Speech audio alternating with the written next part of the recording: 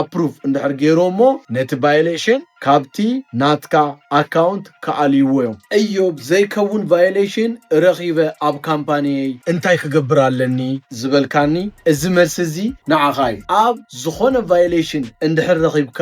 ዘይምልከተካ እንድሕር ደዓ ኮይኑ evidence እንድሕር ኣለካ ኮይኑ ኣብ FMCC portal account አቲኻ data queue section ከድካ ነቲ violation ምስ ደለኻዮ new request ኢልካ ኣብኡ evidence ናትካ upload ትገብር በexplanation ከኣ እዚ violation እዚ ከምዘይ ግባኣካ ዝገልጽ መብርሒ ትጽሕፈሎም ብድሕሪኡ እንዳኣተኻ ነቲ status ትከታተል ማለት እዩ እርግጸኛ ኮይነ ዝነገረካ እቲ violation ዘይግባኣካ እንድሕ ኮይኑ ኣብ FMCC portal ናብቲ violation ዝሃበካ wait station ናብቲ officer ክኸይድዩ approve እንድሕር ገይሮሞ ነቲ violation ካብቲ ናትካ account ከአልይዎ እዮም ዝጎነ ሓገዝ ከምዚ ዘድልየኩም ተኾይኑ ኣብ driven by Ayob ደውሉ driven by Ayob ካብ Tribe Brothers see you by next video